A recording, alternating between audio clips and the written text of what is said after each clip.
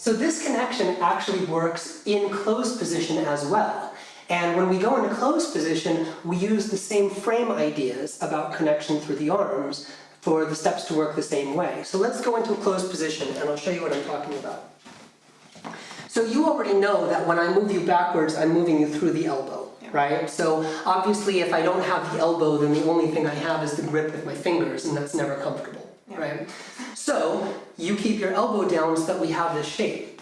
But we can actually create a more solid connection by, again, using the shoulder blades and bringing them forward into this position. So try to hold that spot and relax the shoulder. You can even let it come out a little bit. It's not so important in a close to be like on my arm. You can actually be anywhere along my back. So let me show you what I mean. Let's face this way for a moment, okay? And you're my leader, okay? So if I'm determined to have my arm like this, I have a very limited connection to my partner. But if I feel like all of this is solid, this all allows me to connect with my partner, then I have greater variety depending on my leaders. Sometimes if I'm dancing with someone who's much taller than me, I'm going to have a completely different connection than dancing with someone who's a little bit shorter, right? So you want to have very flexible shoulders in this connection. And you can feel, even once you put your shoulder blades forward, that you can still stretch with your elbows and make that connection, okay? So here, oh, that's already so much better. I feel a much lighter but more solid connection.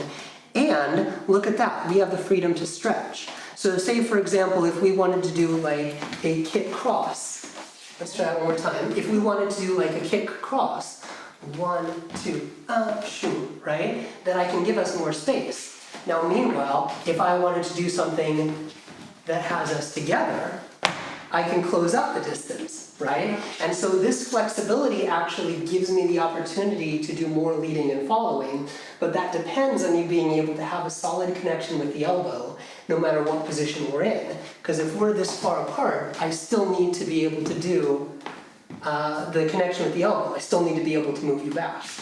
Same if I'm here, okay? So we still use this connection. And one of the things that I like to think about when I'm following is that when I'm in this position, my hands are always falling forwards. That's how I generate connection, is I go straight, like bending at the elbow, the elbows stay bent, I should say, and rotating at the shoulders so that they just fall forward. Now, if I'm in that connection here and we do this, if I step away, then the feeling should be that they just fall here, okay? And by doing that, oh, I wish you could feel this, right? This is such a perfect connection right now. Okay. This is a very, very solid feeling along my shoulder and my back. It gives us a very nice connection.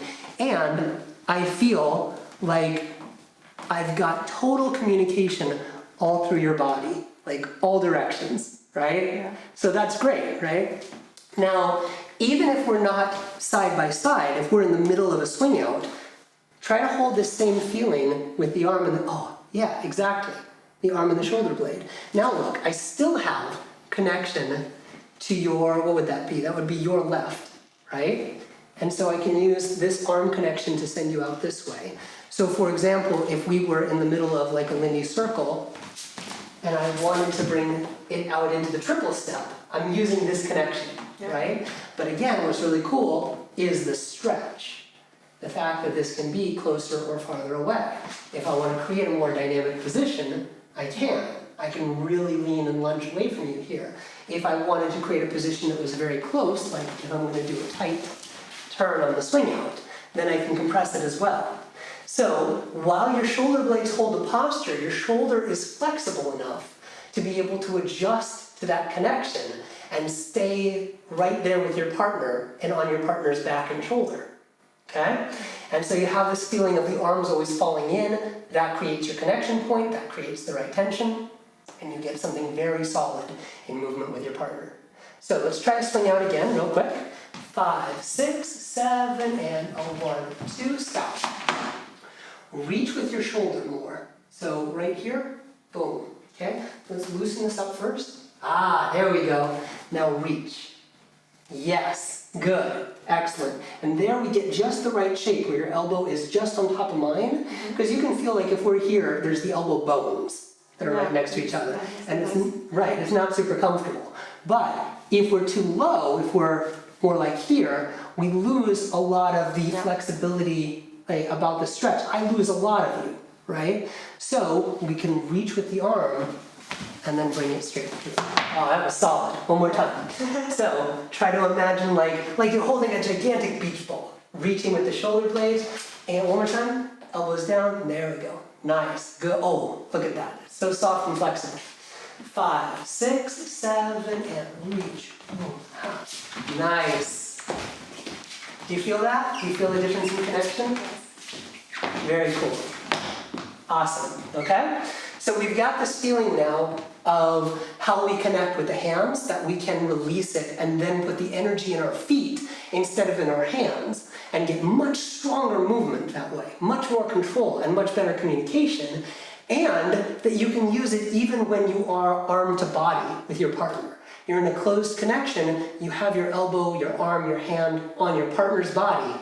You still have good solid connection using the same ideas. Arms just constantly flow in and down.